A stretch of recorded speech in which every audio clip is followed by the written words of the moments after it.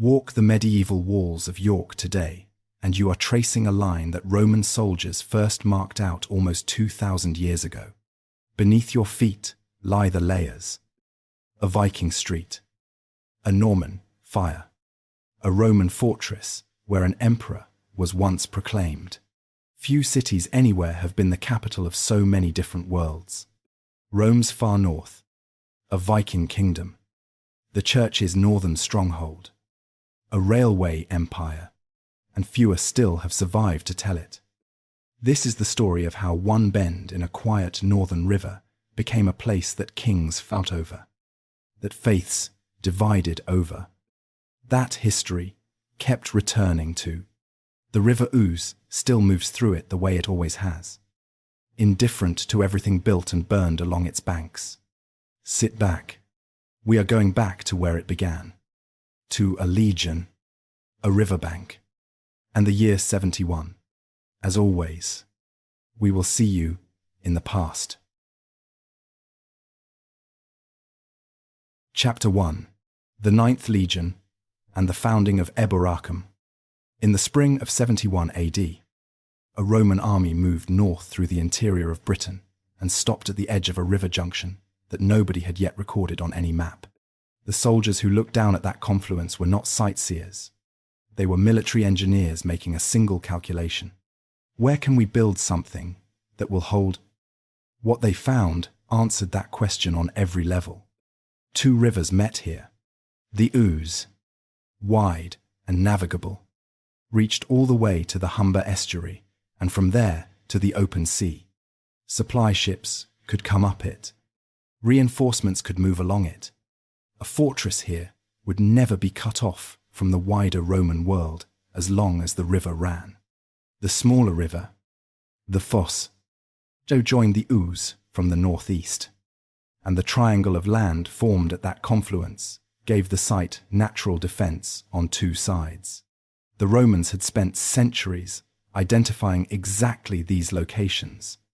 They recognized this one immediately. The man who made the decision was Quintus Petilius Cerealis, the new provincial governor of Britain, and the force he commanded was the 9th Legion, known as the Hispana, one of the most experienced formations in the Roman military. The 9th had served in North Africa and the Iberian Peninsula before Britain. It had fought in the invasion campaigns of 43 AD. It had survived the catastrophe of Baedeker's revolt in 61 AD, when the Queen of the Iceni had come within reach of destroying Roman power in the province entirely. The 9th had been battered in that war. It had rebuilt. It was still here. Cerealis had come north to break the Brigantes, the largest tribal confederation in Britain, whose territory covered most of what would become northern England. Breaking them required a base. Within weeks of arriving at the river junction, the 9th Legion was building. The fortress they constructed covered approximately 50 acres. Its walls enclosed barracks for roughly 5,000 soldiers, a headquarters building, granaries large enough to sustain the garrison through a siege, workshops, a hospital, and a bath complex. The layout followed the standard Roman pattern that military engineers could reproduce from Britain to the Black Sea, a grid of streets inside a rectangular perimeter, as regular and deliberate as the civilization that had produced it. The name they gave the place almost certainly derived from a Britannic word already attached to this stretch of river. Scholars have debated its precise meaning across many generations of research, with the most widely accepted interpretation connecting it to the old Celtic word for yew tree, Eboracum, the place of the yew trees, or possibly the estate of a man named Eburos, whoever held this ground before the Romans arrived. The Romans heard what people called a place and wrote it down in their own alphabet. The word that emerged became Eboracum, and eventually, through Saxon mouths and Viking tongues and centuries of ordinary speech, it became York. But in 71 AD, it was a fortress, not a city. a military installation on the edge of hostile territory, garrisoned by men who had not chosen to be here, whose families were far away in warmer provinces. The soldiers who built Eboracum had come from the Iberian Peninsula, North Africa, the Rhine frontier, from every corner of an empire that stretched from Scotland to the Sahara. They spoke Latin with different accents. They worshipped different gods under a common military discipline. Outside the fortress walls, however, something happened that always happened wherever Rome planted a garrison. Civilians arrived. Traders who understood that soldiers with regular pay needed somewhere to spend it. Craftsmen who could supply what a military market demanded. Retired veterans who had served their 25 years and chose to settle near the community they knew rather than return to provinces where they no longer had connections. Within a generation, a civilian settlement had grown up on the south bank of the Ouse, directly across the river from the military fortress. The streets of that civilian town ran roughly where the streets of modern York run today. The line of the main road, entering from the southwest, corresponds closely to the street now called Micklegate. Walk that street now, and you are walking a path that Roman civilians, Roman officials, and Roman soldiers walked for nearly 400 years. By the late 1st century AD, Eboracum was no longer just a military frontier base. Pottery found beneath the modern city shows goods arriving from the Rhine Valley and from Gaul. Wine amphorae have been recovered in excavations. Inscriptions record the names of men and women from across the Roman world. A cavalryman from Pannonia, individuals whose commemorations suggest origins reaching to the eastern Mediterranean. Soldiers who had served on the Danube frontier before being posted to Britain. From its earliest decades, Eboracum was a place where people from very different worlds ended up living next to each other. That pattern would repeat many times over the centuries to come. By the early 2nd century AD, Eboracum had become the operational center for the entire northern military zone. In 122 AD, the Emperor Hadrian arrived in Britain and ordered the construction of the wall that still bears his name. Hadrian's wall was not administered from Eboracum alone, but Eboracum was the logistical and command center behind it. The fortress on the Ouse had become a major command center for Rome's northern frontier in Britain. Then, in the year 208, something happened that transformed a provincial garrison town into something far larger than anyone on the Ouse had ever imagined. The Emperor Lucius Septimius Severus arrived in Britain. He was one of the most capable and relentless rulers in Roman history. A man from North Africa who had fought his way to power through civil war and spent his reign pushing the empire's frontiers outward in every direction. He was also, by 208, in his 60s and suffering from gout severe enough to require a litter for travel. None of that stopped him. He came to deal with the Caledonian tribes north of Hadrian's wall. He brought his entire court, his wife, Julia Domna, his 2 sons, Caracalla and Geta, the administrative machinery of empire. Eboracum became the base of operations. For 3 years, it functioned as one temporary center of imperial decision-making, the place from which the most powerful man in the world issued orders that traveled to Egypt and Syria and the Rhine frontier and the edges of the known earth. Think carefully about what that meant.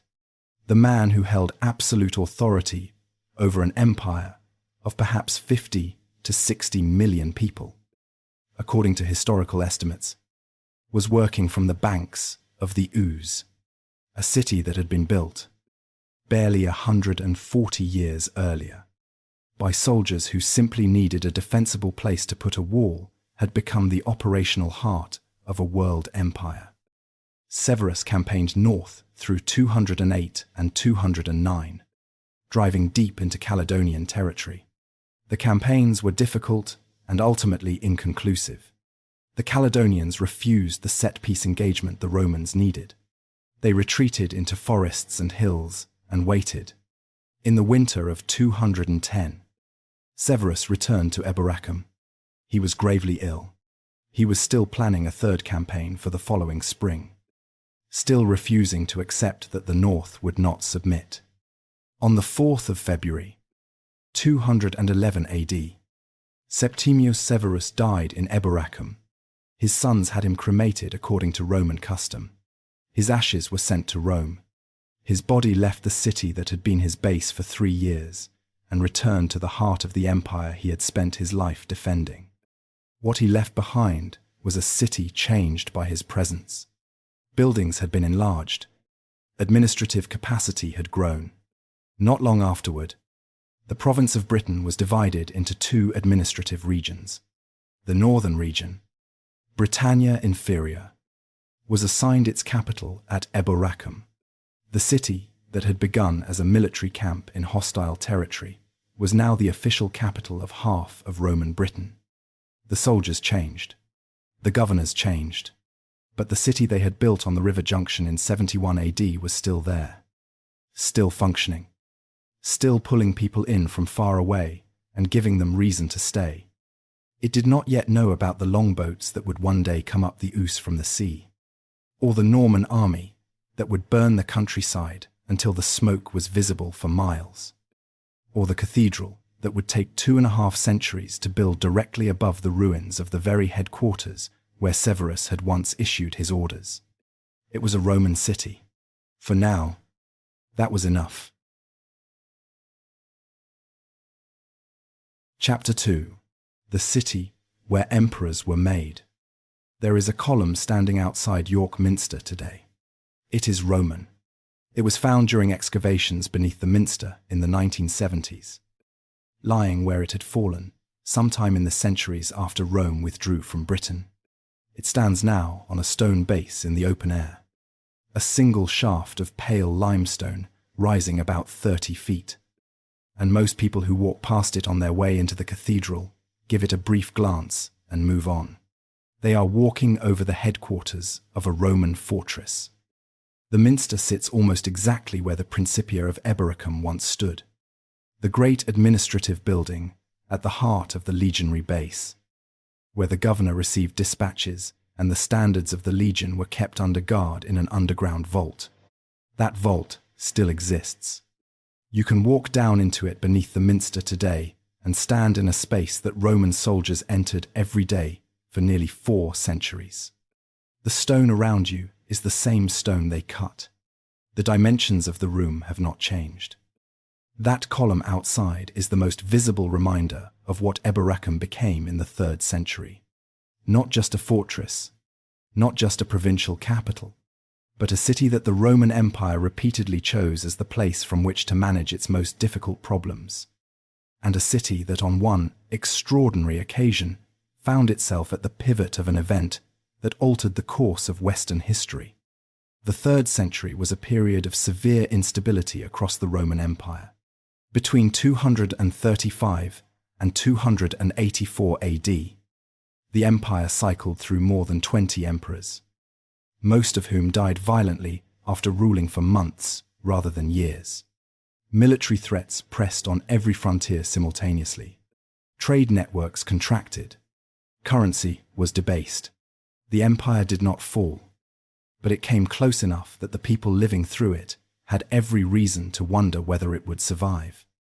Britain sat at the far northwestern edge of all this turbulence, insulated by geography in ways that closer provinces were not.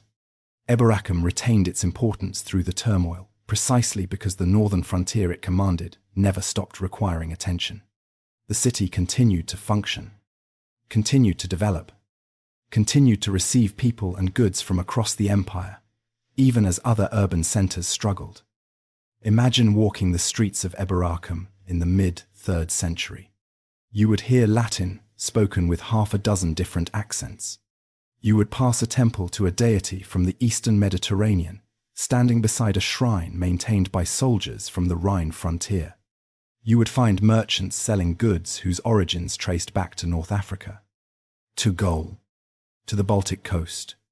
The physical evidence recovered from beneath modern York tells this story in fragments. a carved gemstone dropped in a street and never recovered, a pottery lamp from North Africa, a bronze figurine whose origins lie somewhere in the eastern Mediterranean. These are the traces of lives, the written record never preserved. The daily texture of a city more cosmopolitan than most people imagine when they think of Roman Britain. One inscription deserves particular attention. A merchant named Marcus Aurelius Lunaris, who traded between Eboracum and Bordeaux in Gaul, dedicated an altar at Bordeaux in 237 AD, mentioning Eboracum by name.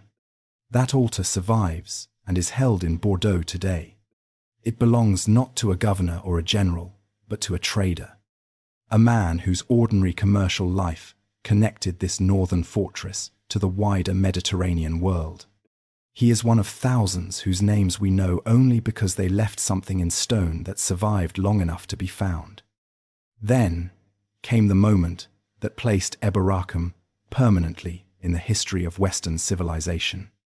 In 306 AD, the Emperor Constantius I arrived in Britain to campaign against the Pictish tribes, pressing south of Hadrian's Wall. He was experienced and capable but seriously ill, more so than those around him fully acknowledged. He brought his son with him, a young officer in his early 30s who had been serving on the Danube frontier and who joined his father in Britain for what would turn out to be the final campaign of the old emperor's life. That son's name was Constantine. Constantius campaigned north through the summer of 306, pushing into Pictish territory with enough force to secure a temporary peace. Then he returned to Eboracum. The campaign had exhausted what remained of his strength. On the 25th of July, 306 AD, Constantius died in Eboracum. What happened in the hours immediately following his death was one of the most consequential acts of political theatre in Roman history. The troops assembled. They needed an emperor. The legions of the northern frontier had no intention of waiting for the distant machinery of imperial succession to deliver them one. They looked at Constantine, standing among them on the banks of the Ouse. And they did what Roman armies had done throughout the 3rd century when they wanted to make their preference known. They raised him on a shield and acclaimed him emperor. The proclamation made in a fortress on the Ouse in 306 AD launched a sequence of events that took 20 years of civil war to resolve. Constantine fought his way through rival claimants to become the sole ruler of the Roman Empire by 324 AD. He moved the imperial capital to the city that would bear his name, Constantinople. He issued the Edict of Milan in 313 AD, granting religious tolerance throughout the empire and ending the systematic persecution of Christians. He presided over the Council of Nicaea in 325 AD, which established foundational doctrines of what would become Christianity as a world religion. None of that was inevitable in 306 AD. It all traces back to a military acclamation on a river junction in northern Britain. Constantine did not begin his path to empire in Rome or Constantinople. He began it in Eboracum, and the conditions he created helped shape the imperial framework within which Christianity became a dominant religion across the Western world. A process whose consequences stretched across 17 centuries and are still visible today. A statue of Constantine stands outside York Minster, placed there in 1998. He sits in an attitude of quiet authority. Most visitors photograph him against the backdrop of the Minster's south transept, without knowing precisely what they are photographing. A monument to the moment when a city, far from the usual centers of imperial power, helped change the history of the world. The Roman city that Constantine left behind continued as a provincial capital for another century. The legionary presence was maintained. The Colonia on the south bank continued its commercial life. In the late 3rd and early 4th centuries, the northwestern angle of the fortress was rebuilt on an impressive scale. The remains of that reconstruction form what is now called the Multangular Tower, still standing in the museum gardens in modern York. Put your hand on those massive courses of Roman stone, and you are touching infrastructure that has been standing for roughly 1700 years. But the empire that had built all of this was contracting. Through the late 4th century, troops were pulled from the British garrison to reinforce frontier armies on the continent. In 383 AD, the commander, Magnus Maximus, stripped much of the remaining military strength from Britain and crossed to Gaul to press his own claim to imperial power. He was defeated and killed 5 years later, but the troops he had taken rarely returned. In 410 AD, the Emperor Honorius sent his message to the cities of Britain, telling them to look to their own defense. The legions were not coming back. Eboracum did not end on a single day. People stayed in the houses they had built, in the streets they knew, but the systems that had made urban life possible, the trade networks, the administrative infrastructure, the military supply chains, began to fail. Without them, the population that had made Eboracum a city of genuine consequence began to disperse. The column that stands outside York Minster fell sometime in those years. No one set it upright again. It lay in the ground for 15 centuries, waiting to be found. The walls kept standing. The Ouse kept moving. But the city they had enclosed was becoming something no Roman who had walked those streets would have recognized. Chapter 3. Ruins and Rebirth. Anglian Jorvik. Stand in York today, near the ancient walls at dusk, when the tourist crowds have thinned and the light drops below the roofline, and there is a particular quality of stillness that older places carry and newer ones do not. Something underneath the ordinary noise, a depth that comes from a very long time of human habitation on the same ground. That stillness settled most completely over York in the centuries after Rome withdrew. It lasted, in varying degrees, for the better part of 200 years. The written sources for post-Roman Britain are too sparse to tell us much about daily life. What the ground gives up when archaeologists dig carefully is the primary evidence.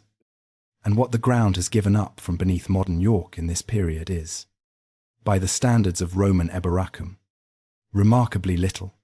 Almost no coins. Almost no pottery indicating settled habitation. Almost no evidence of new construction within the old fortress walls. What appears instead is a layer called the dark earth. A thick deposit of blackish soil representing centuries of decay. Collapsed buildings dissolving back into the ground. Vegetation growing through mosaic floors. Timber rotting. Plaster falling. The Roman infrastructure did not vanish overnight. Stone walls of the quality the Romans had built do not fall quickly without deliberate effort. The great circuit of Eboracum's defences was still standing, in some form, for centuries after the legions left, but the systems that had made urban life function within those walls were gone, and without them, the walls were merely stone. The Angles who arrived in the north of Britain in the post-Roman centuries came from a world of farmsteads and village communities. They were not urban people. The concept of a dense, commercially organized city was largely foreign to their experience. And there is evidence, fragile but suggestive, that they found the ruins of Roman Eboracum genuinely unsettling. An Old English poem known as The Ruin, preserved in a manuscript from the Anglo-Saxon period, describes, with striking emotional intensity, the site of a collapsed Roman city. It speaks of walls still standing, of the work of giants, of a place where skilled men once walked, now empty and collapsing. Scholars debate whether the poem describes a specific site. What matters is the register. These were people who looked at what Rome had built and could not imagine how other human beings had done it. So they built elsewhere, and in doing so, set in motion a chain of events that would produce one of the most consequential kingdoms in early medieval Europe. The Angles, who occupied the north of Britain in the 6th century, built a political structure they called Northumbria, formed from the union of two earlier kingdoms and consolidated under a series of increasingly powerful kings through the late 6th and early 7th centuries.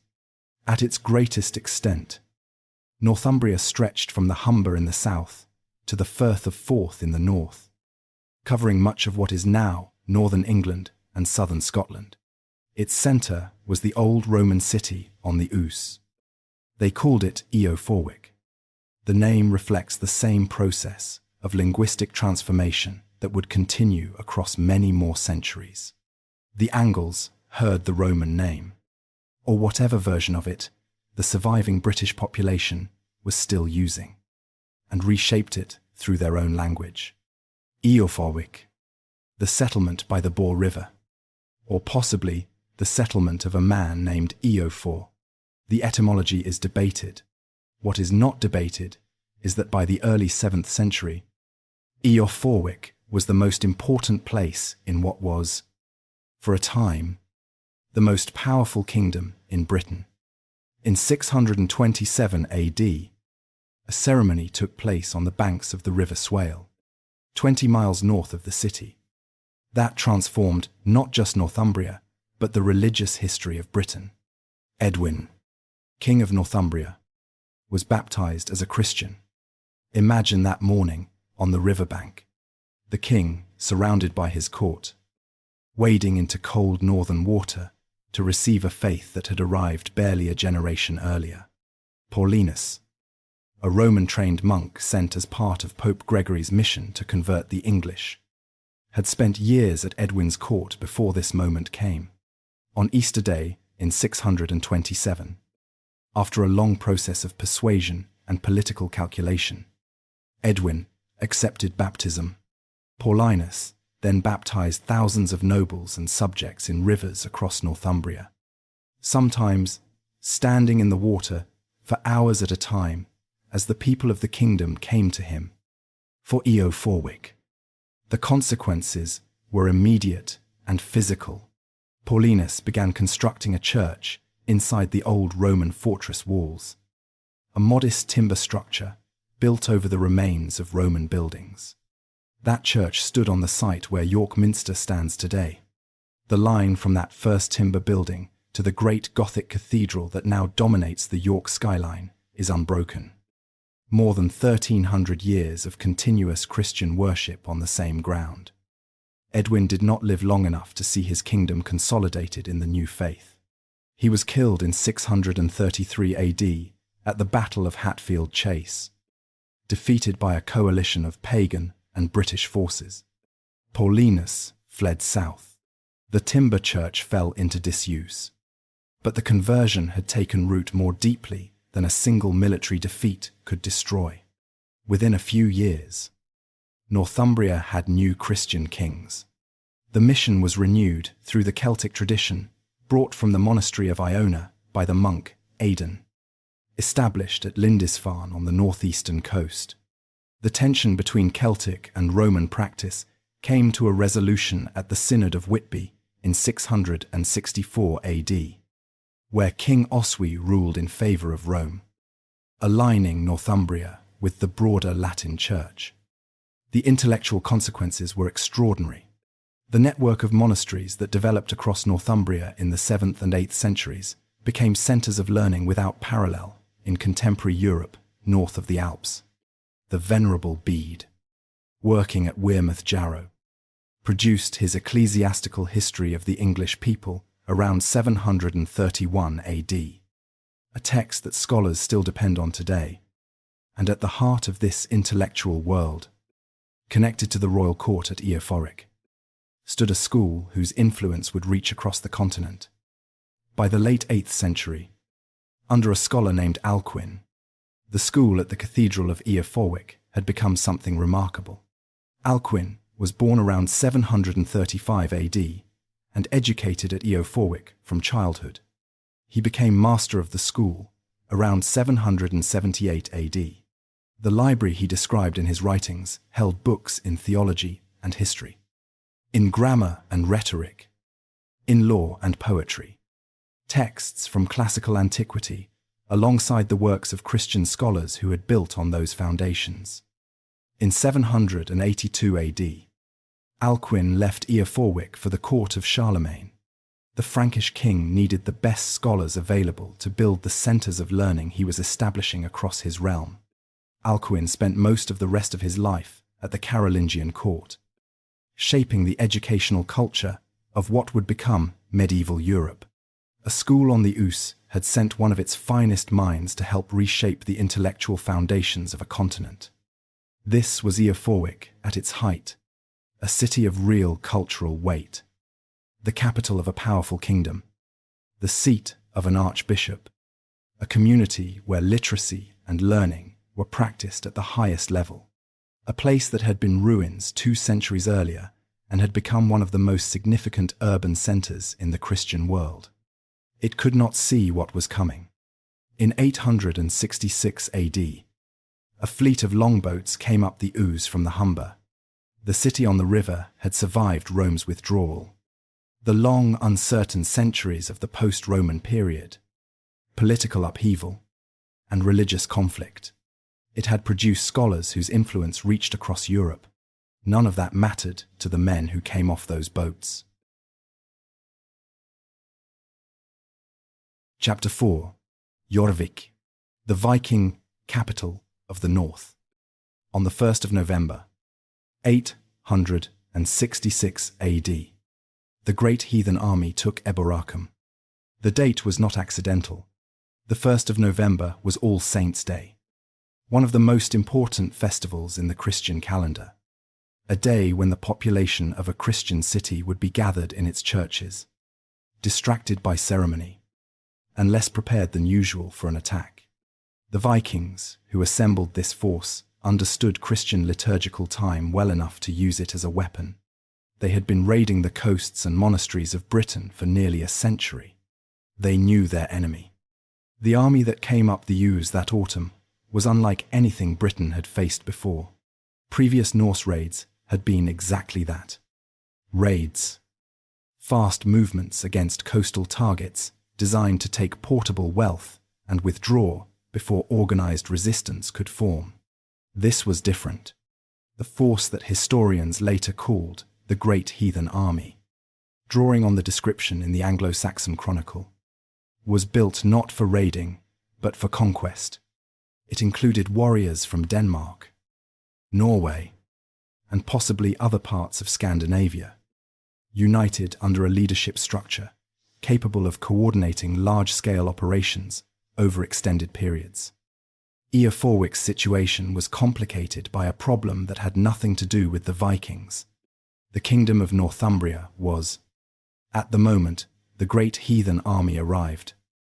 In the middle of a civil war, 2 rival claimants to the Northumbrian throne, Eil and Osbert, were fighting each other for control of the kingdom. When news reached them that a Viking force had seized their capital, they set aside their conflict and mounted a counterattack. In March of 867 AD, the 2 Northumbrian kings attacked the Viking-held city.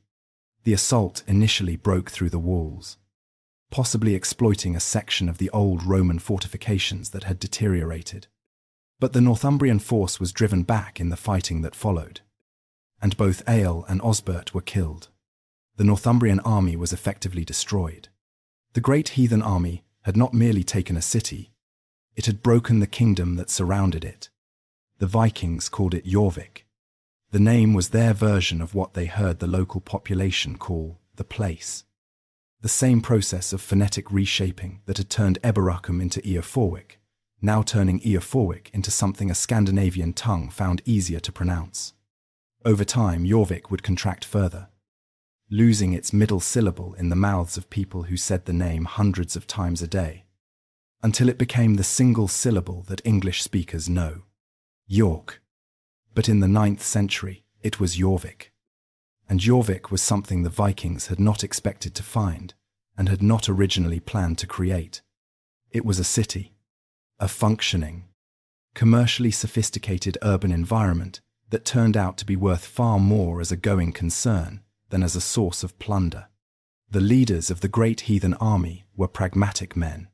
They had come with military objectives. But they were also from trading cultures that understood the value of established commercial infrastructure. They looked at what they had taken and made a decision that would define the next century of York's history. They decided to stay and run it. The evidence for what Jorvik became comes most vividly from the ground, specifically from excavations carried out in the late 1970s and early 1980s at a site called Coppergate in the centre of modern York. Those excavations, conducted by the York Archaeological Trust, uncovered a sequence of Viking-age deposits preserved in waterlogged soil beneath what had been a street in Jorvik. The anaerobic conditions had preserved organic materials that normally decay completely. Wood, leather, textile, food remains, insects. What emerged from Coppergate was not just an archaeological record, but something close to a snapshot of daily life in a Viking city. The street had been lined with workshops, narrow timber buildings fronting directly onto the lane, their occupants working in metal, leather, bone, antler, and amber. Craftsmen were producing items for a marketplace that extended far beyond Jorvik itself. Combs carved from antler and bone, ornamental objects in precious metals, leather shoes in styles that show connections to Scandinavian fashion. Now consider what the trade connections revealed by those finds actually mean. Silk fragments of Byzantine origin have been found in Jorvik deposits. Goods that had travelled from Constantinople through trading networks across Central Europe and Scandinavia to end up in a workshop on a York side street. Arabic silver coins, called dirhams, which reached Scandinavia through eastern routes running through what is now Russia, have been found in York in deposits from this period.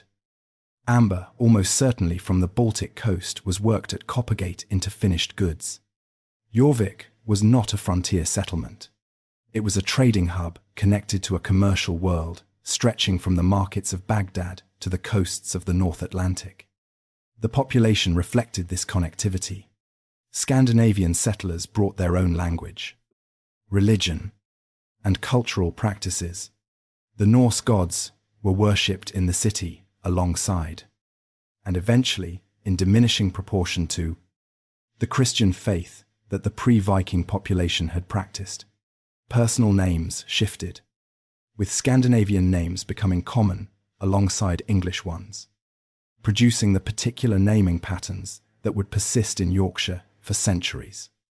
The streets of Jorvik took on the irregular pattern that characterized Norse urban settlement, and some of those street names survive today in forms that preserve their origins with remarkable clarity.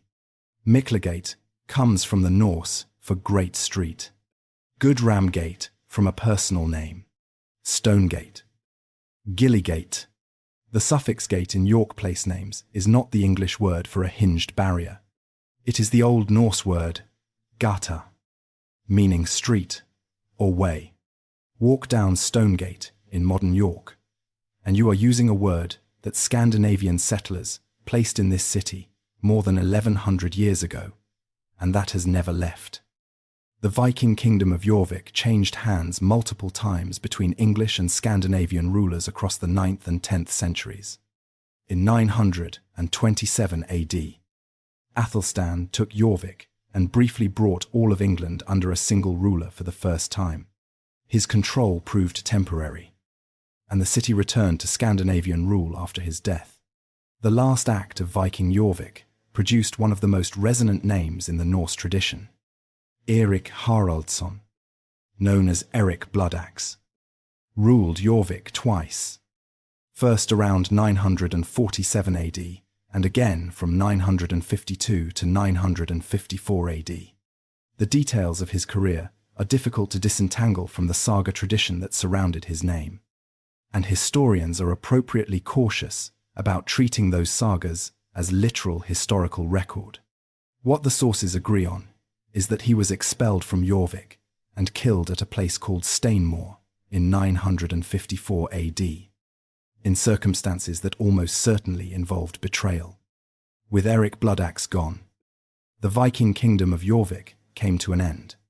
The city passed under the control of the English king Edred and was integrated into what was becoming the unified kingdom of England. Jorvik had lasted less than 90 years as a Scandinavian political entity. But what it had built in those 90 years, the commercial networks, the craft traditions, the linguistic legacy, the urban patterns, had changed the city so thoroughly that traces of it remain visible today in the names on street signs and the objects in museum cases.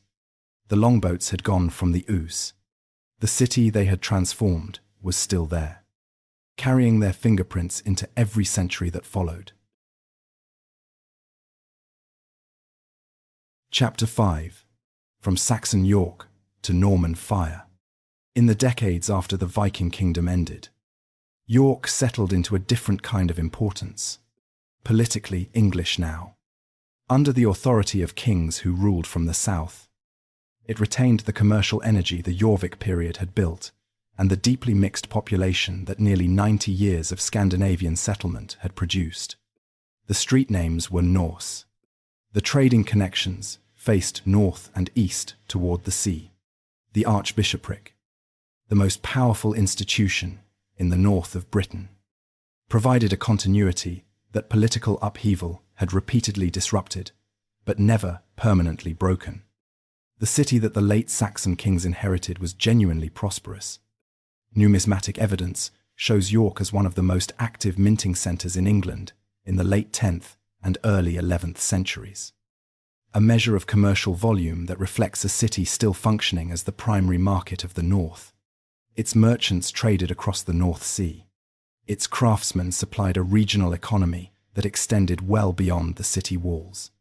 Its archbishop held authority over a vast ecclesiastical territory stretching from the Humber to the Scottish border.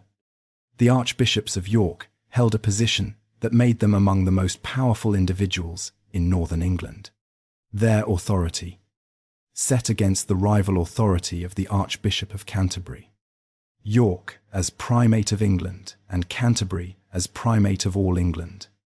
A distinction bitterly contested and never fully resolved. Involved not just religious governance, but political influence, and the kind of institutional weight that outlasted any individual king. Into this world of commercial vitality and institutional complexity came the events of 1066, which changed almost everything. The death of King Edward the Confessor in January of 1066 set in motion a succession crisis whose consequences reached into every part of England. Harold Godwinson was crowned king within days. But Harold Hardrada, King of Norway, had his own claim through a chain of treaty obligations reaching back to the earlier Danish kings of England. And across the Channel, William, Duke of Normandy, believed he had been promised the throne by Edward himself. The autumn of 1066 unfolded with a speed that left no one time to think. Harold marched north and defeated Hardrada decisively at the Battle of Stamford Bridge on the 25th of September. A complete English victory that ended the Norwegian claim permanently. Then, before his exhausted army had properly rested, news arrived that William had landed on the southern coast. Harold marched south. The two armies met at Hastings on the 14th of October. By nightfall, Harold was dead, and William had won England. But York's experience of the Norman Conquest was just beginning. William was crowned at Westminster on Christmas Day, 1066. Coronation and control, however, were not the same thing. The north of England, with its Danish cultural connections and its tradition of operating at a distance from southern authority, was not going to accept a Norman duke simply because he had won a battle in the south. In 1068, William marched north and built a Motte Bailey castle at York, on the tongue of land at the Ouse confluence. The same strategic location the Romans had recognized nearly 1,000 years earlier. He left a garrison and returned south. The north was not subdued. In 1069, a coalition of northern English lords and a Danish fleet combined to attack the Norman garrison. The Normans, facing overwhelming force, set fire to the buildings around the castle to deny cover to the attackers. The fire spread beyond their control. A substantial part of the city burned. The attackers expelled the garrison and took York. William's response was one of the most devastating acts of deliberate destruction in English history. He came north in the winter of 1069 to 1070, and he did not simply recapture York. He destroyed the ability of the entire north to resist him by eliminating the capacity to sustain a population. Norman forces moved through Yorkshire burning crops, slaughtering livestock, destroying farm equipment and food stores, killing or driving away the people who remained. The aim was not military victory in any conventional sense. It was the annihilation of the economic and agricultural base that made northern resistance possible. The Domesday Book, compiled 17 years later, records vast areas of Yorkshire as waste, a single Latin word that carries within it the story of a countryside deliberately reduced to nothing. Contemporary sources describe people dying of starvation across the north in the years that followed. Historians continue to debate the precise scale of mortality, and the evidence does not support precise figures. What it does not permit is any characterization of the harrying of the north as limited or restrained. It was systematic. It was deliberate. It worked. William rebuilt his castle at York and built a second on the opposite bank of the Ouse. The second castle, rebuilt in stone in the 13th century, became Clifford's Tower, its distinctive shape rising above the city on its artificial mound, visible from much of the modern centre on any clear day. The recovery that followed brought new people and with them new tensions. Among the communities that established themselves in York in the late 11th and 12th centuries was a Jewish settlement, part of the wider migration into England that followed the Norman Conquest. Jewish merchants and financiers played an important role in the economic life of medieval England, operating under royal protection that was theoretically guaranteed by the crown, but only as reliable as the willingness of local authorities to enforce it and the restraint of a hostile surrounding population. In York, that protection failed catastrophically in March of 1190. The context was the broader violence against Jewish communities that accompanied preparation for the Third Crusade. Stirred by crusading fervor and economic resentment toward Jewish creditors, attacks had already occurred in other English cities. In York, the situation escalated rapidly. The Jewish community, fearing for their lives, sought refuge in the royal castle. The castellan who had admitted them became unable or unwilling to protect them. The tower was besieged by a mob. What happened next is described in the Chronicle of William of Newburgh, an Augustinian canon from Yorkshire writing within years of the events. Rather than surrender to a mob they had every reason to believe would kill them, the majority of those inside chose to take their own lives. Those who sought mercy from the crowd were killed regardless. Approximately 150 Jewish men, women, and children died at Clifford's Tower in March of 1190. The date in the Hebrew calendar was the eve of Passover.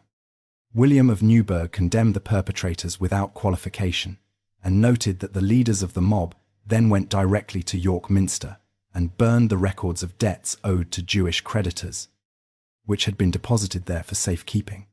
The financial motive, he made clear, was at least as important as the religious one.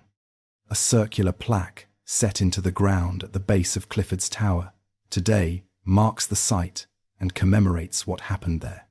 It is easy to miss. It should not be. The Norman period had arrived in York with fire and the systematic destruction of a countryside. It had produced a massacre. It had also produced, from those ruins and that devastation, the conditions under which the next great chapter of York's story became possible. The city that would become the greatest in England north of London was already beginning to grow. Chapter 6. Stone and faith, the Minster and the medieval Golden Age. There is a moment. If you approach York Minster from the south on a clear morning, when the building appears above the roofline of the surrounding streets with a suddenness that feels almost unreasonable, it is simply too large for its context. Too tall, too wide, too present. The medieval builders who raised it knew exactly what they were doing. They were making an argument in stone. Whatever else this city has been, whatever wars have passed through it, and whatever fires have burned in it, this is what endures. The Minster, that stands today, was constructed between approximately 1220 and 1472 AD, a project spanning roughly 250 years. It involved generations of craftsmen and patrons who never saw the finished result. The nave alone took more than 60 years to complete. The central tower collapsed in 1407 and had to be rebuilt. The entire enterprise was sustained across centuries of political upheaval, plague, and economic change by the institutional will of the archbishopric and the cathedral chapter, an act of collective commitment that has no real parallel in the history of this city. The scale confronts you first, but it is not the most remarkable thing about the building.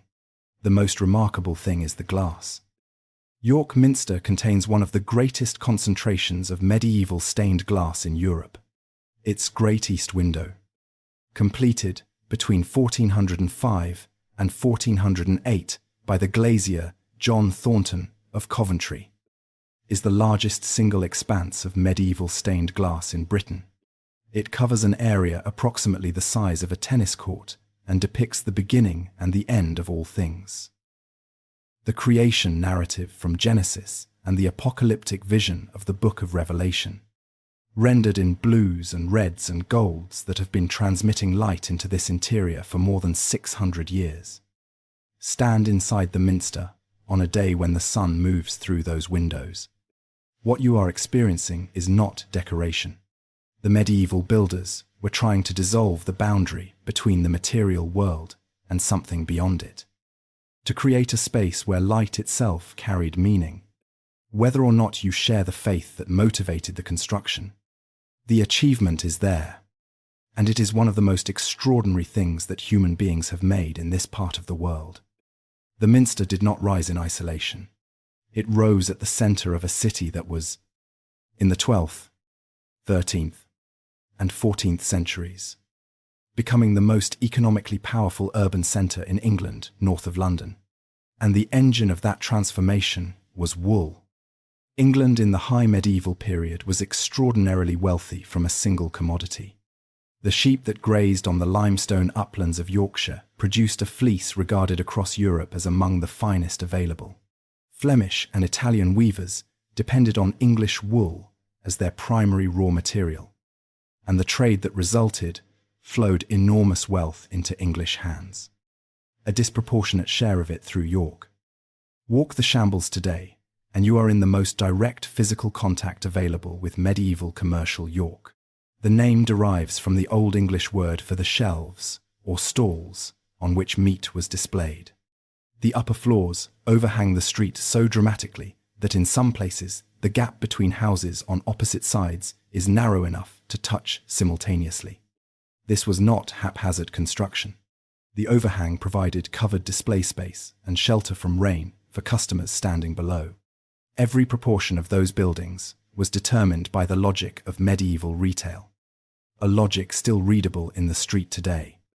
6 centuries after the butchers who built them are gone, the merchants who controlled the wool trade were the dominant class of the city.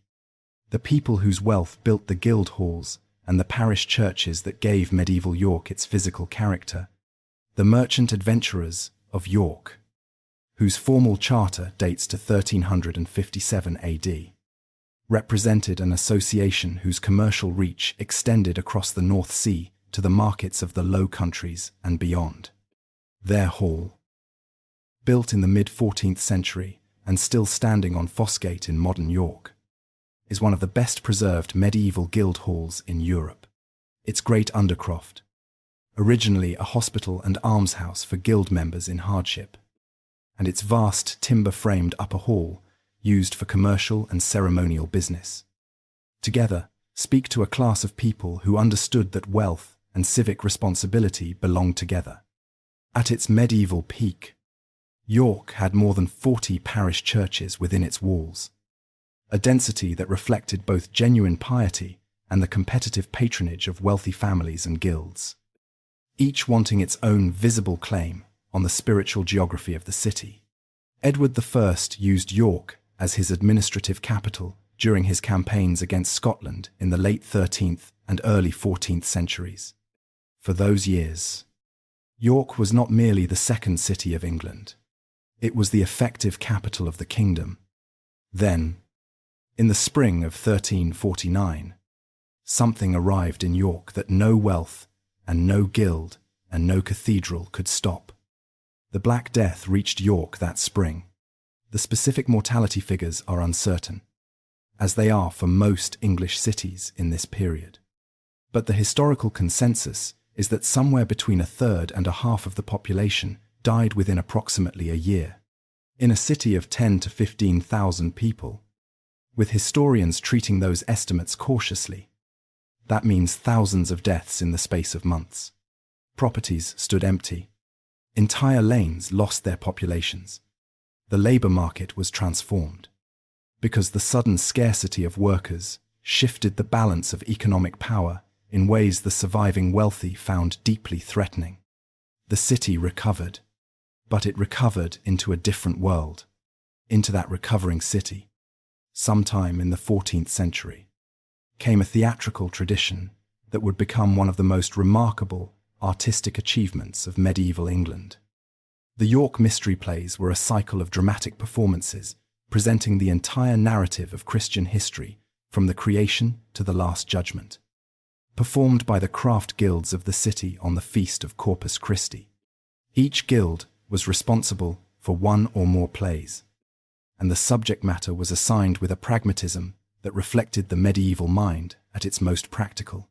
The shipwrights performed the building of Noah's Ark. The bakers performed the Last Supper. The performances took place on wheeled wagons moving through the city streets, stopping at established stations to perform for audiences who stood and watched. The full cycle involved 48 separate plays and took an entire day to complete. The actors were not professionals. They were craftsmen and tradesmen performing roles from God the Father to the comic figure of the devil, in plays that mixed theological seriousness with genuine humor and theatrical invention that makes them recognizably dramatic even to modern readers encountering them for the first time. They were also civic ritual, a demonstration of the city's collective identity and its relationship to the faith that organized medieval life. The plays were suppressed in the 16th century as the Reformation changed the religious landscape of England. They were revived in the 20th century and are now performed every 4 years in York, drawing audiences from across the world to watch volunteers take on the same roles their medieval predecessors performed on the same streets more than 600 years ago. York, at the end of the 14th century, was a city of genuine greatness, commercial power, architectural ambition, intellectual life, artistic creativity. The walls were solid. The Minster was rising. The guilds were wealthy and confident.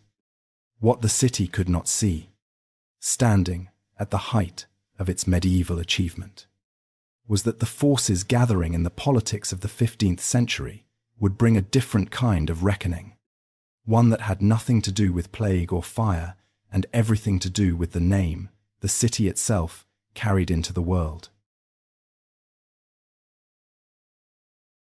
Chapter 7. Kings, Roses, and the House of York. Stand at the top of Clifford's Tower on a clear day and look north across the roofline of the city toward the Minster, the river below you, the cathedral dominating everything beyond it, the walls threading between. This is the city that gave a dynasty its name, and the dynasty that took that name came closer than any other force in the 15th century to determining what England would become. To understand what York meant in that century, you have to understand what the Plantagenet dynasty had become by the time it began to tear itself apart. The Plantagenets had ruled England since 1154 AD, when Henry II took the throne and began building the institutional foundations of English common law and royal administration. By the middle of the 15th century, the dynasty had been on the throne for nearly 300 years, long enough to have accumulated extraordinary achievements and extraordinary internal contradictions. It had also produced, through the normal biology of royal succession across those 3 centuries, a family tree of such complexity that multiple claimants to the throne existed simultaneously, each with genealogical arguments that were legally serious even when politically catastrophic.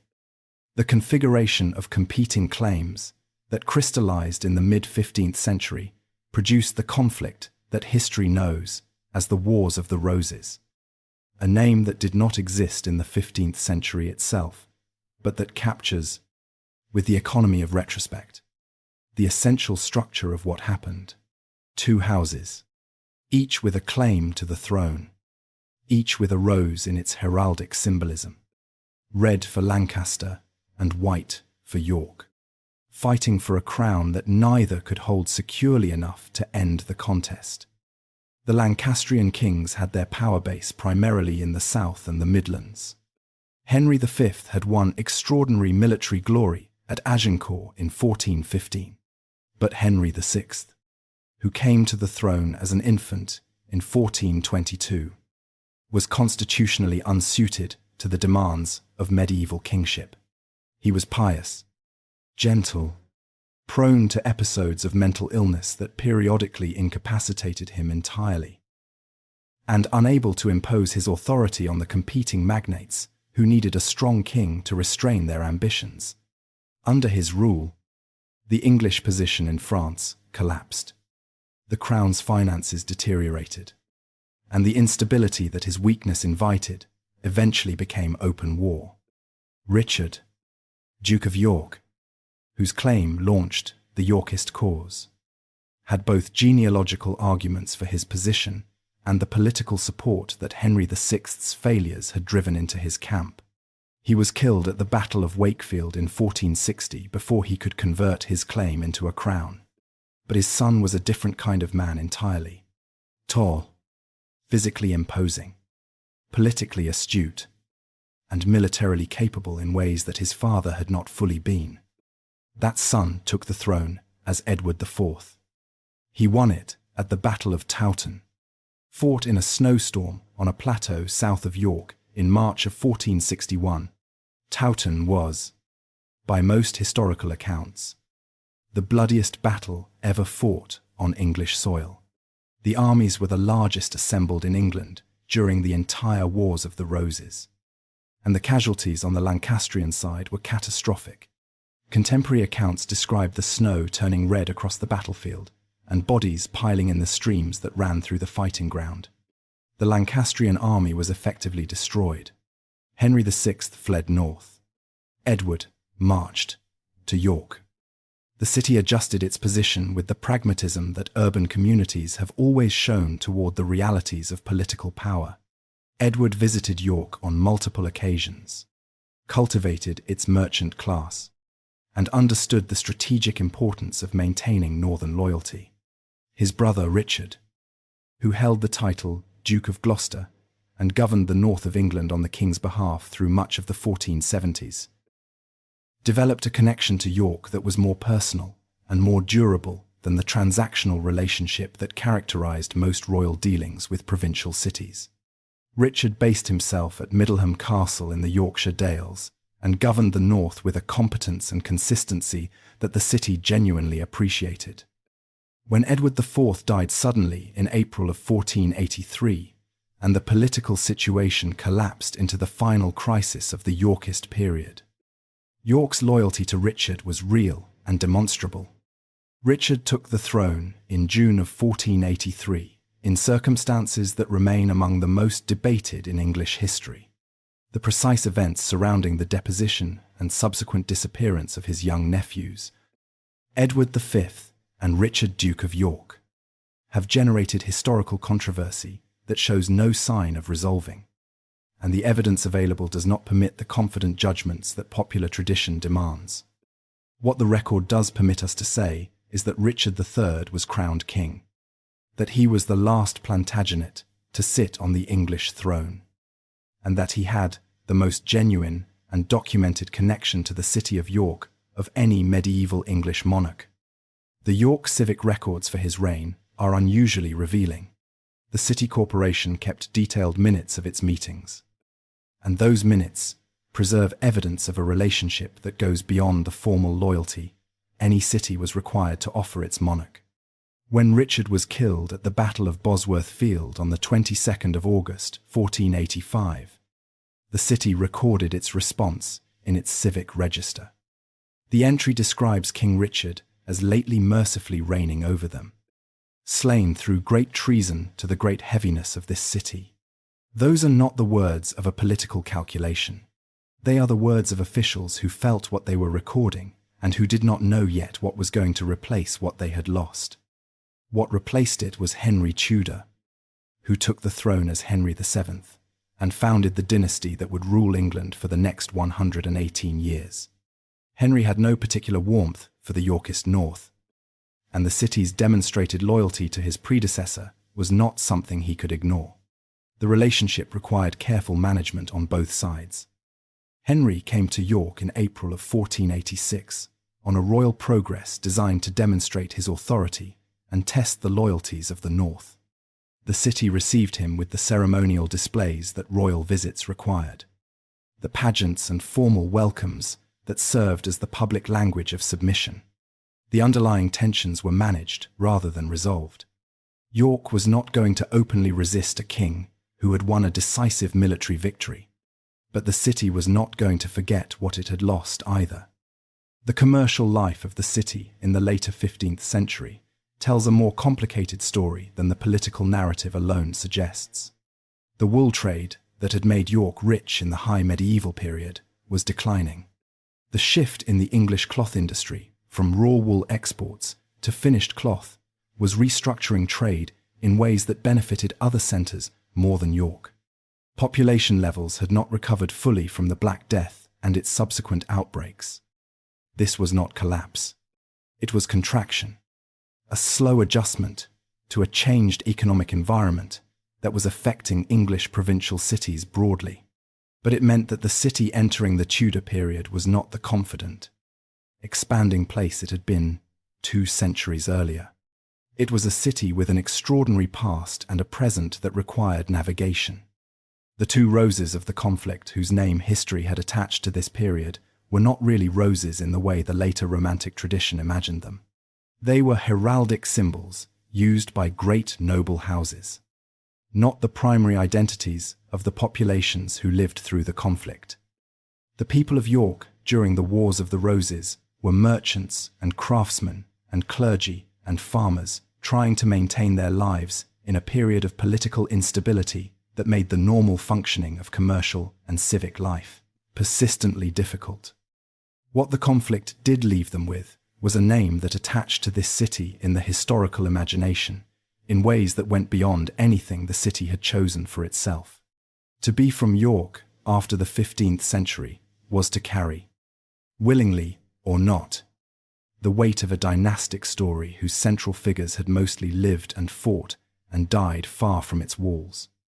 The city would navigate that inheritance, as it had navigated every other inheritance history had pressed upon it, by continuing to exist, continuing to trade, continuing to build, and continuing to insist through the simple persistence of its walls and its river and its cathedral that it was still here. The storm coming from the south in the early 16th century would test that persistence in ways that the dynastic conflicts of the 15th century, for all their violence, had not prepared it for. Chapter 8. Reformation and Rebellion. There is a particular kind of destruction that does not announce itself with armies or fire. It arrives in the form of paperwork. Legale instruments. Royal commissions. Writs of dissolution carrying the authority of a crown that has decided, for reasons mixing genuine theological conviction with naked political calculation, that institutions standing for centuries will stand no longer. That is how the Reformation came to York. To understand what the dissolution of the monasteries meant for this city, you have to understand how deeply the monastic institutions were woven into its physical and social fabric. York, in the early 16th century, was not merely a city that contained monasteries. It was a city shaped, street by street, and institution by institution, by 8 centuries of religious foundation, endowment, and expansion. The Benedictine Abbey of St. Mary, founded in 1055 AD and rebuilt and expanded until it occupied a vast precinct along the north bank of the Ouse, just outside the city walls, was one of the wealthiest monasteries in the north of England. The Franciscan Friary, the Dominican Friary, the Augustinian Friary, the Carmelite Friary, each occupied substantial areas within or immediately outside the walls. The Hospital of St. Leonard provided care for the sick and poor adjacent to the Minster precinct. These institutions were the dominant landowners and the primary providers of education, healthcare, and poor relief in ways that had no secular equivalent. Henry VIII's break with Rome had a cause that was well known and straightforwardly personal. He wanted to end his marriage to Catherine of Aragon, who had not produced a male heir, and the Pope refused to grant the annulment he sought. Henry responded by removing the English Church from papal authority, making himself its supreme head, and creating a legal framework in which the power Rome had exercised over English religious life was transferred to the crown. The dissolution of the monasteries that followed was a political and financial choice above all else. The monasteries held perhaps a quarter of the cultivated land in England. Their revenues were substantial. A crown, chronically short of money, looked at those revenues and made a calculation that had very little to do with theology. It was about money, power, and the opportunity that the new ecclesiastical dispensation created to transfer both from institutions now legally vulnerable to a crown that needed both urgently. The ruins of St. Mary's Abbey still stand in what are now the Museum Gardens in York. Great arched fragments of the north wall of the Abbey Church rise above the lawns, pale limestone against open sky. They are beautiful ruins. They do not convey, not easily, what was lost. The library accumulated over 8 centuries. The network of hospitality and poor relief the Abbey had maintained. The community of people whose entire lives had been organized around an institution ended, in legal terms, in a matter of months. The north of England did not accept what was happening without resistance. In October of 1536, a rising began in Lincolnshire that quickly spread northward and became the largest popular revolt against royal authority in Tudor England. The rebels called their movement the Pilgrimage of Grace, framing resistance in the language of religious devotion rather than political rebellion. They were marching. Their leaders insisted, not against the king himself, but against the evil counsellors who had misled him, and for the restoration of the faith and the institutions the crown's policy was destroying. Contemporary estimates, which historians treat with appropriate caution, suggest that at its peak, the rebel force numbered somewhere between 20,000 and 40,000 men, drawn from across Yorkshire and the surrounding counties. The leader who emerged as the primary spokesman was a lawyer named Robert Askey, whose organizational ability and genuine religious conviction gave the rising a coherence that purely military rebellions often lacked.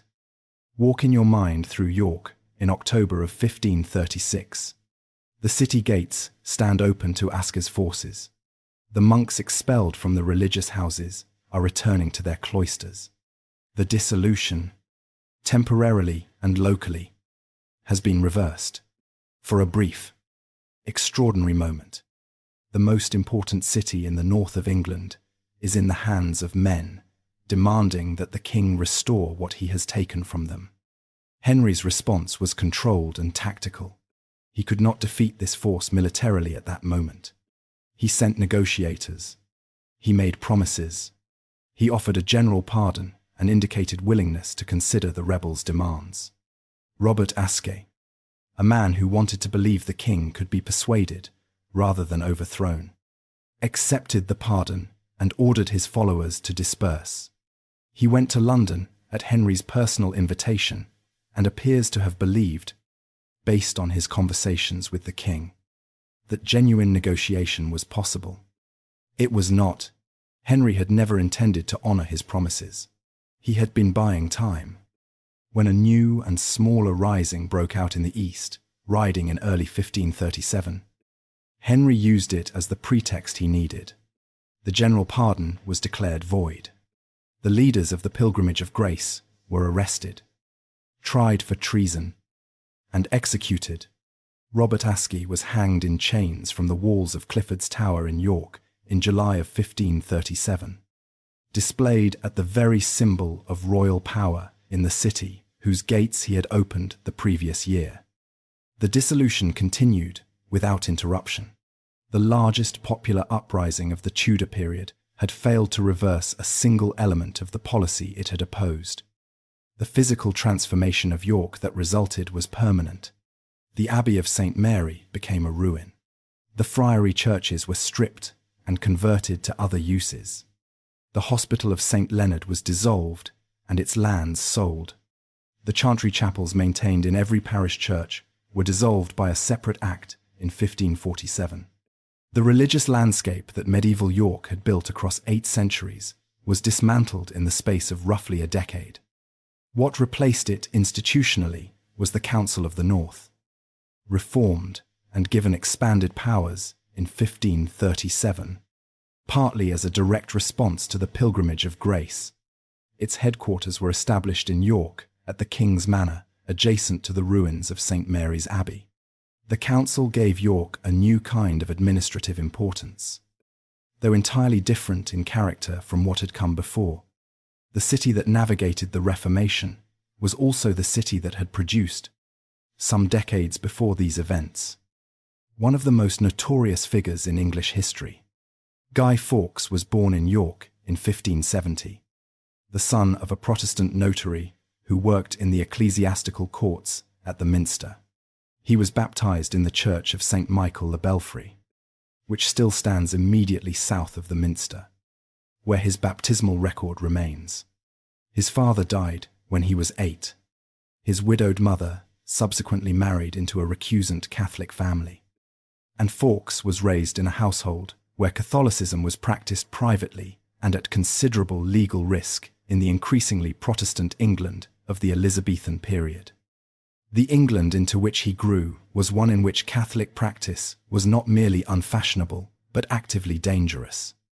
Recusancy fines imposed on those who refused to attend Protestant services were a persistent burden.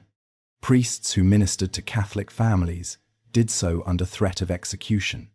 Fawkes left England in the 1590s to fight in the Catholic armies of Spain in the wars in the Low Countries, acquiring the military expertise that would later make him the preferred candidate for the most physically demanding part of the Gunpowder Plot of 1605.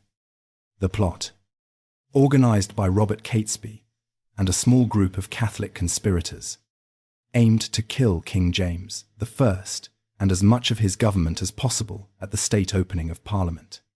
It failed because one of the conspirators warned a relative not to attend. Fawkes was arrested in the Undercroft beneath the House of Lords in the early hours of the 5th of November, 1605. Found next to 36 barrels of gunpowder, he was tortured, tried for treason, and condemned. Surviving accounts suggest he fell from the scaffold on the 31st of January 1606, before the full prescribed execution could be carried out. Though those accounts are not entirely consistent, and historians treat the specific details with appropriate caution, the city of York acknowledges Guy Fawkes as a local figure. His baptismal church is visited. His connection to the city is noted. But the gap between the man who was born here and the figure that popular tradition constructed around his name is wide enough that any simple civic pride in his story requires more qualification than comfortable commemoration usually accommodates. The York of the 1570s and beyond, with its dissolved monasteries and its administrative council and its Protestant cathedral and its recusant Catholic families practicing their faith behind closed doors, was a city in the middle of a transformation that had not yet settled into a new stable form. The medieval world was gone. What would replace it was still being negotiated. In theology and politics, and in the daily lives of people trying to find their way through a changed landscape, the storm that would settle the question of what England was and who would govern it was still gathering. It would arrive in the 1640s. And when it arrived, York would find itself at the centre of it in ways that would determine the outcome of a conflict whose consequences shaped the modern world. Chapter 9: Siege and Survival. The Civil War. In the summer of 1644, this city was surrounded. Stand on the walls today, near Bootham Bar, the medieval gateway through which the road runs north toward the Yorkshire moors, and try to read what the landscape tells you. The stonework beneath your feet has been repaired and restored across many centuries, but the bones of it are medieval, what you cannot see from here, because the landscape has changed too much and the evidence lies buried under centuries of subsequent use, are the siege lines that encircled this city in the longest and most consequential military operation in York's history. The English Civil War between King Charles I and the Parliament that refused to continue funding a monarchy it could no longer trust had been building toward confrontation for years before the first shots were fired. The causes ran deep. How much power a king could exercise without parliamentary consent. What form English Protestantism would take and who would control it. Whether the Crown's chronic financial needs could be met without a degree of parliamentary oversight that Charles found intolerable. He had ruled without Parliament for 11 years. From 1629 to 1640. Funding his government through methods his critics regarded as unconstitutional. When he finally recalled Parliament, forced by the financial crisis created by his attempt to impose a new prayer book on Scotland, the accumulated grievances of 11 years found their voice all at once. York was significant from the very beginning. In January of 1642, Charles left London after his failed attempt to arrest 5 members of Parliament and moved north. He came to York in March of 1642 and established his court here, making it the royalist capital for the months leading up to the formal outbreak of war. The King's Manor became his residence. York's position as the most important place in the north, with its walls and its symbolic weight and its access to the road networks of Yorkshire, made it the natural base from which Charles would attempt to consolidate support. Charles raised his standard at Nottingham in August of 1642. Yorkshire itself was split, with significant parliamentarian support in the clothing towns of the West Riding and royalist support concentrated in the landed gentry of the rural areas and the institutional structures of the established church. For the first year and a half of the war, York remained in royalist hands, serving as the administrative and military hub of the king's northern operations. Then, the military situation changed decisively. The Scots, who had their own profound reasons to distrust Charles, entered the war on the parliamentarian side in January of 1644 under the terms of the Solemn League and Covenant. A Scottish army crossed the border and moved south through the winter, linking up with parliamentary forces in Yorkshire. By April of 1644, a combined force had laid siege to York. The siege involved 3 commanders sharing overall authority. Alexander Leslie, the Earl of Leven, led the Scottish army. Edward Montagu, the Earl of Manchester, commanded the parliamentary army of the Eastern Association. Ferdinando Fairfax and his son Thomas Fairfax led the forces of the Northern Parliamentary Association. Together, these forces, numbering somewhere in the region of 20 to 25,000 men, invested the city and began the methodical work of reducing it. Inside the city, the civilian population endured what citizens of any besieged city endure. Food became expensive and then scarce. The normal business of commerce and daily life contracted. Artillery fire threatened without warning. People who had no means of escape and no reliable information about when relief might come simply endured. Day after day, week after week, through the spring and into the summer, the besieging forces attempted to breach the defences. The most significant attempt came on the 16th of June, 1644, when parliamentary miners detonated a charge beneath St. Mary's Tower on the northeast angle of the walls, bringing down a section of the tower and creating a breach through which troops attempted to storm the city. The assault was driven back in fierce fighting. The breach was repaired. The siege continued. Relief came in the form of Prince Rupert of the Rhine, the king's nephew, and the most aggressive of the royalist commanders. Rupert marched north with a relief army and forced the besieging forces to raise the siege and withdraw to meet him in the field. On the 1st of July, 1644, he entered York. The city, it seemed, was saved. But Rupert, operating under orders from Charles that he interpreted as requiring him to engage the parliamentary and Scottish forces before allowing them to withdraw and regroup, brought on the battle that both sides had been manoeuvring around. On the evening of the 2nd of July, 1644, on Marston Moor, a broad plateau 7 miles west of York, the largest battle of the English Civil War was fought. The parliamentary and Scottish forces numbered somewhere around 27,000 men. The royalist force, including Rupert's relief army and Newcastle's garrison troops, numbered approximately 18,000. The engagement began in the early evening and continued until well after dark. The parliamentary cavalry on the left, commanded by Oliver Cromwell, broke the royalist horse on its right, and then, instead of pursuing the retreating cavalry, as parliamentary cavalry had disastrously done in earlier battles, turned and drove into the rear of the royalist infantry. The royalist centre held for a time and then collapsed. Newcastle's regiment of infantry, men from the north of England whose undyed white coats had given them the name the Whitecoats, fought to near annihilation on a stretch of the moor called White Syke Close rather than surrender. Contemporary accounts record they refused quarter and were killed almost to the last man. The royalist army was destroyed. Prince Rupert fled with what cavalry he could rally. Newcastle left England for the continent that same night rather than face humiliation.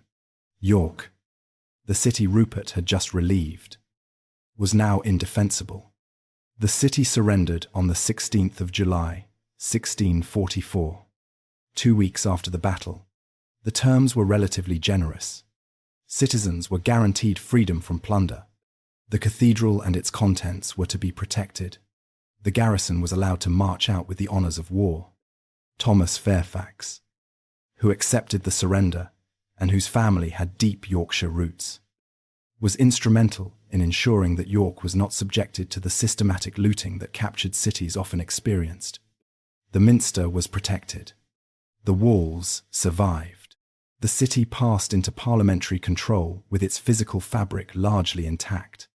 What followed was a grinding adjustment to new political realities. The church courts were dismantled. The cathedral chapter was dissolved. The use of the Book of Common Prayer was prohibited. The city endured all of this with the resilience that centuries of more violent upheaval had given it. A change of political administration, however disruptive to those directly affected, was not the worst thing that had happened to York. When Charles II was restored to the throne in 1660, York received the news with genuine relief. The restoration of the monarchy meant the reopening of the Minster for Anglican worship and the return of something like the institutional framework the city had known before the war. The second half of the 17th century was a period of gradual recovery and reorientation. The Council of the North was not restored. York's role as the administrative capital of the North had been permanently diminished. But new things were growing in the spaces the old structures had vacated. Coffee houses appeared, places where men of different backgrounds could meet, exchange news, and conduct the informal commercial conversations that sustained the networks of credit and information on which trade depended. A new kind of civic sociability was taking shape in the ruins of the old institutional world.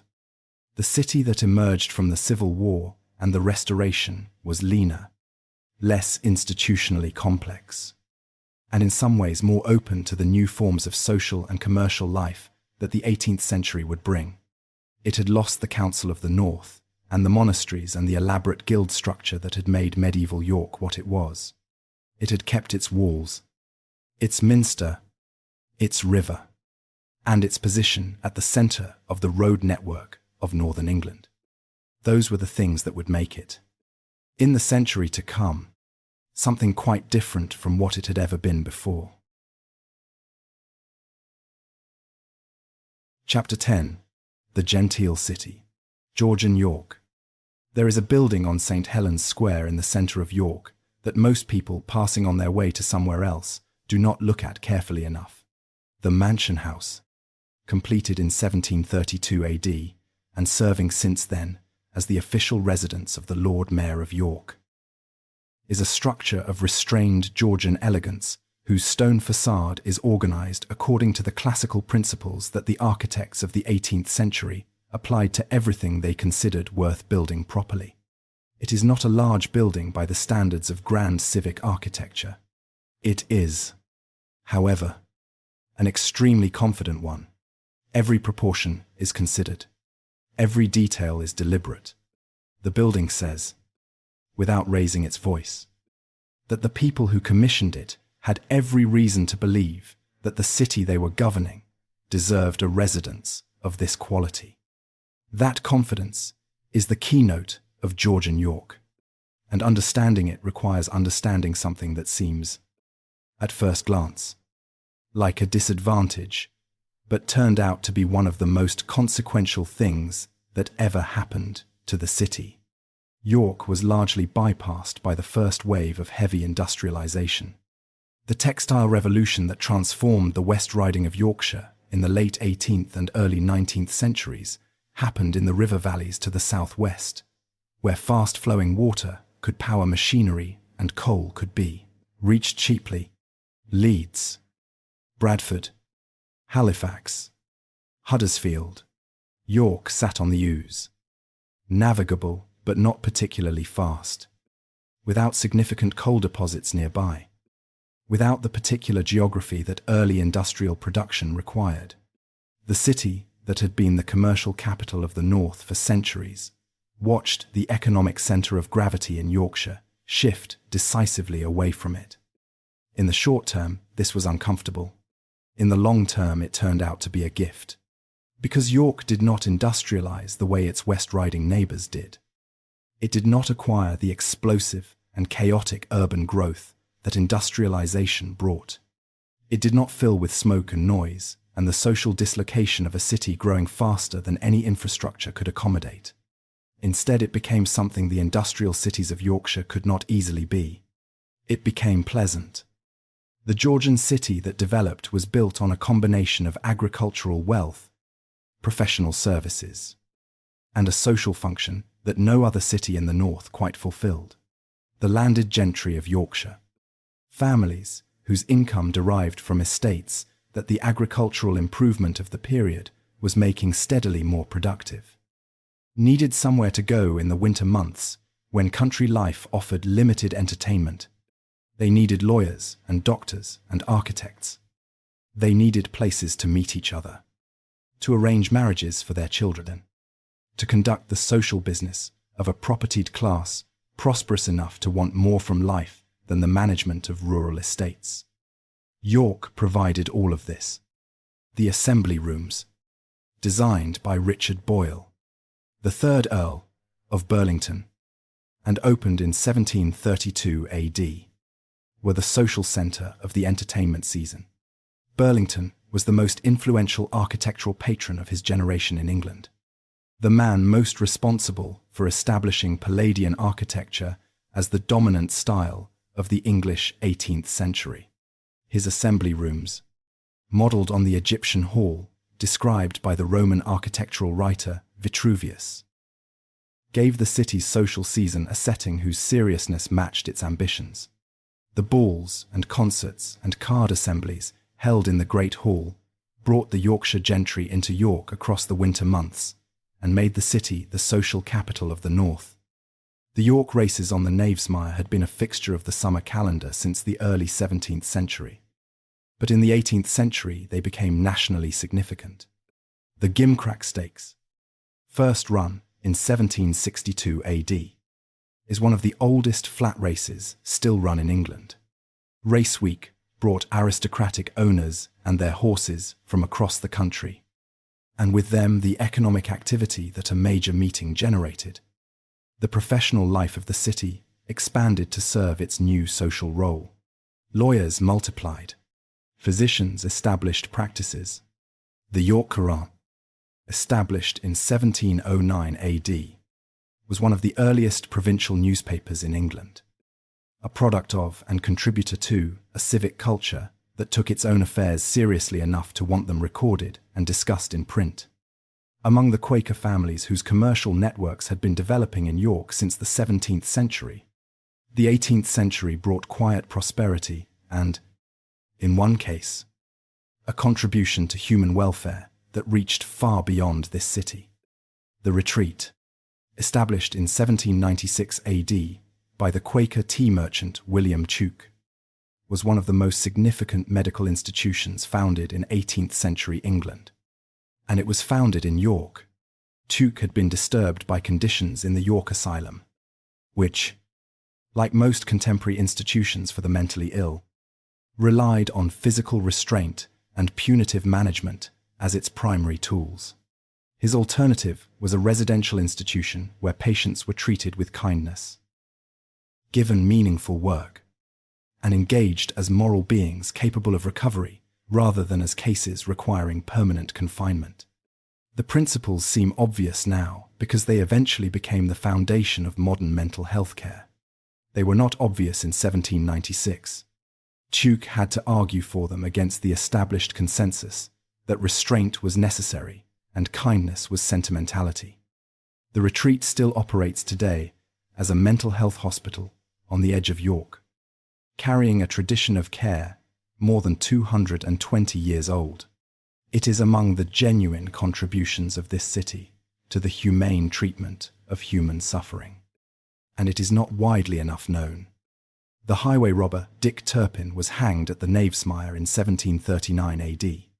The famous gallop to York on his horse Black Bess that popular tradition attributed to him had no basis in historical fact. A story transferred to Turpin by the novelist Harrison Ainsworth in the 1830s from legends attached to other highwaymen. The execution itself was real, and the grave in the churchyard of St. George in York, where Turpin was buried, is still marked today. The gap between the legend and the man is a gap this city knows well, having been the setting for stories that history later simplified into something more convenient than the truth. That capacity to outlast the stories told about it, while quietly accumulating the real ones, was exactly what York carried into the century that was coming. The railway was arriving, and when it did, it would find a city ready to become, once again, something larger than itself. Chapter 11. The Railway King and the Chocolate City. On the 29th of May, 1839 AD, the first train ran on the York and North Midland Railway, connecting York to the growing national network that was being constructed with a speed and ambition that astonished everyone who observed it and enriched everyone who invested in the right parts of it at the right time. The man who made sure York was at the centre of that system, rather than on its margins, was one of the most extraordinary and ultimately tragic figures in Victorian England. George Hudson was a linen draper from a Yorkshire village who inherited a modest sum of money in his 20s, invested it in railway shares at precisely the right moment, and parlayed his initial success into effective control over roughly a third of the railway mileage of Britain. He was called the Railway King, a title that captured both his genuine power and the quality of wishful thinking that his career both reflected and encouraged. Hudson understood something that many of his contemporaries missed in the excitement of early railway development. The value of a railway depended not just on the line itself, but on its connections. A railway connecting to other railways was worth far more than one that stood alone, and the city that became the hub through which multiple lines connected was worth more than any individual line passing through it. Hudson worked with a combination of genuine vision and aggressive financial manipulation to ensure that York became that hub. He succeeded. The railway lines converging on York by the 1840s connected the city northward to Newcastle and Edinburgh, southward to London, eastward to Hull and the North Sea ports, and westward into the manufacturing towns of the West Riding. York, which had been largely bypassed by the canal network and had watched the first wave of industrial revolution happen elsewhere in Yorkshire, suddenly found itself at the intersection of the most important transport technology of the century. The current York Station, opened in 1877 AD and still in use, is one of the finest Victorian railway stations in England.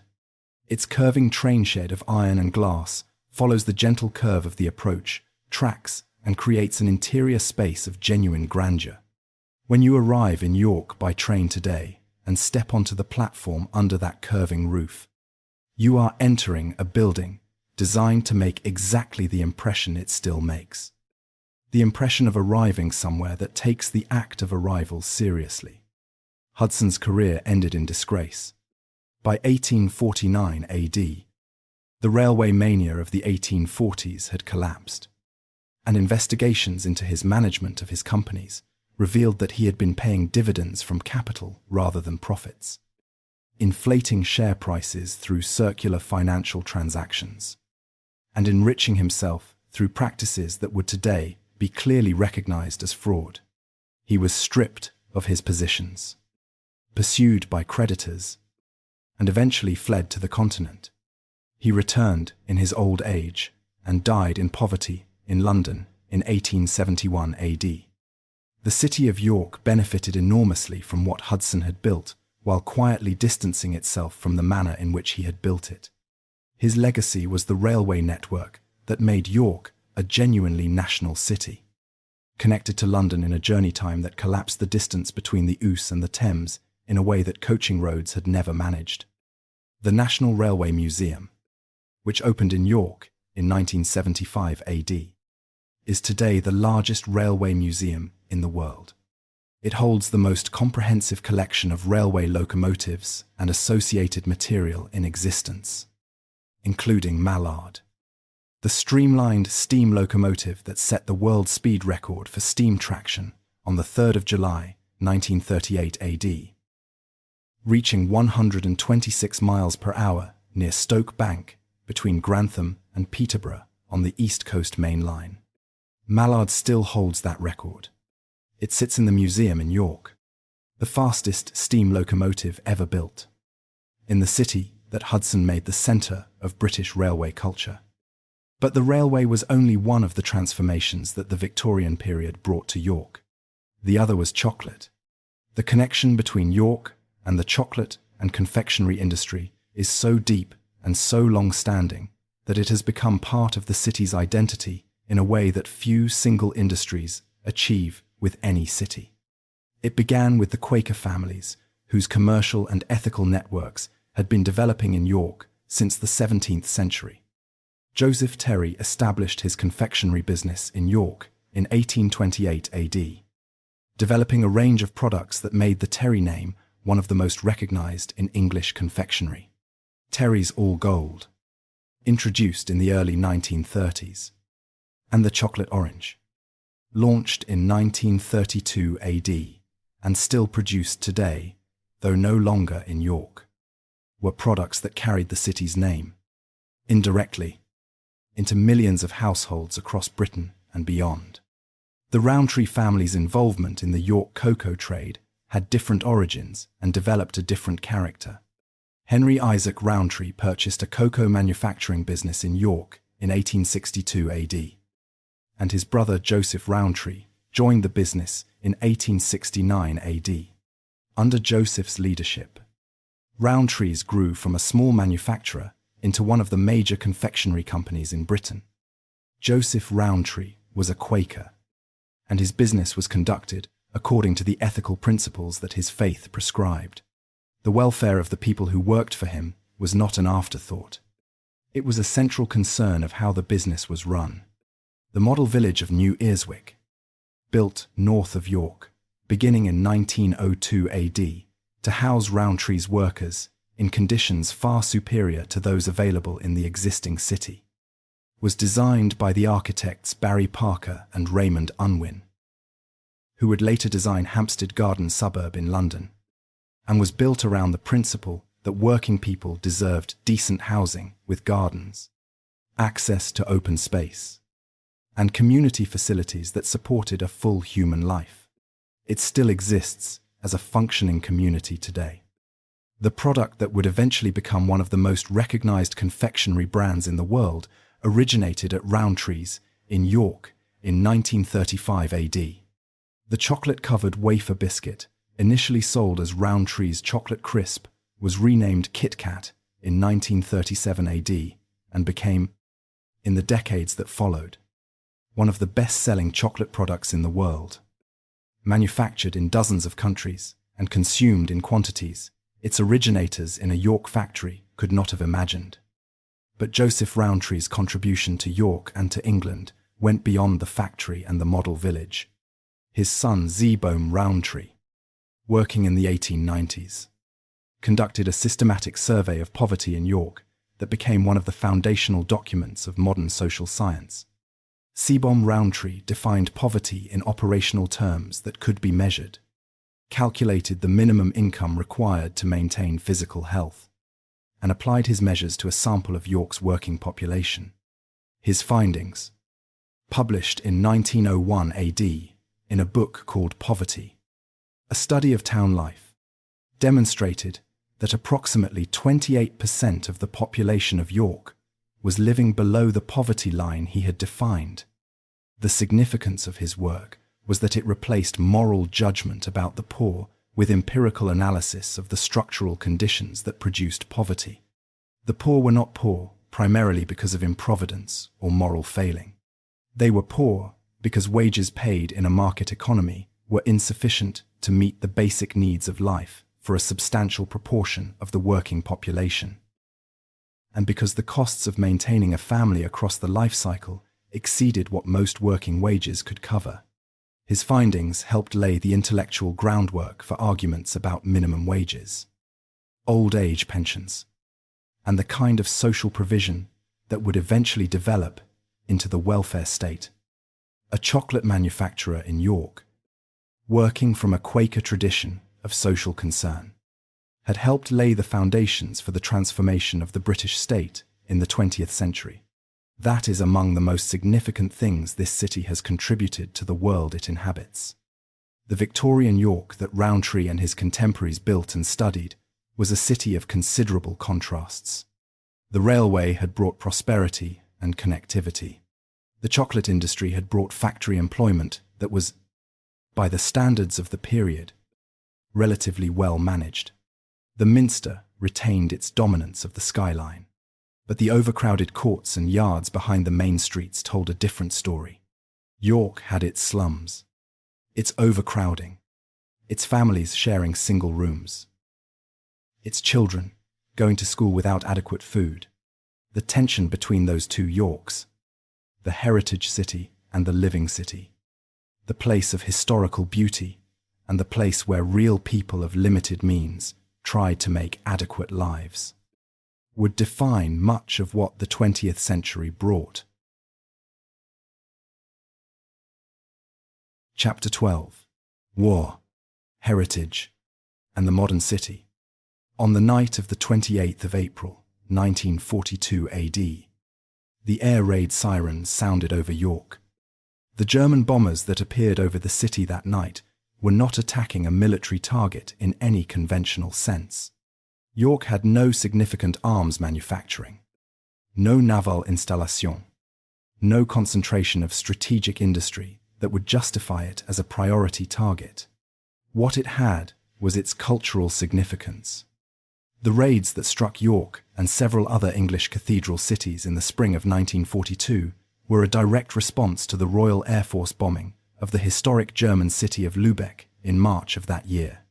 The German propaganda ministry announced that the Luftwaffe would bomb every English city marked with 3 stars in the Baedeker tourist guide. York, with its minster and its walls and its medieval streets, was emphatically a 3-star city.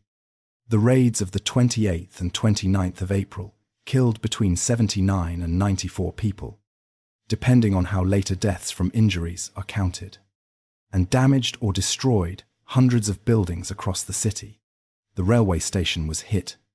The Bar Convent, the oldest surviving convent in England, was damaged. The Guildhall, the medieval civic building on the bank of the Ouse that had served as the meeting place of York's governing body since the 15th century, was gutted by fire and left a shell. The Minster survived. Teams of fire watchers stationed on the roof on the nights of the raids dealt with every incendiary before it could take hold.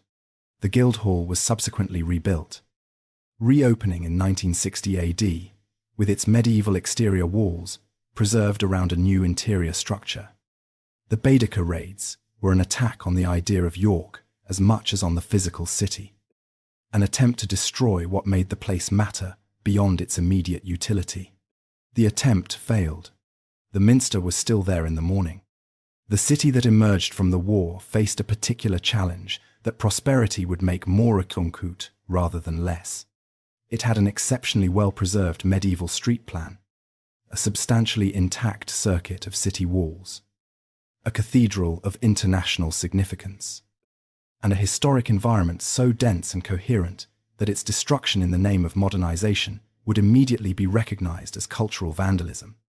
It also needed housing for a population whose living conditions the Rowntree surveys had identified as inadequate, road infrastructure for the cars and lorries multiplying faster than anyone had anticipated, and the commercial development that a modern city required.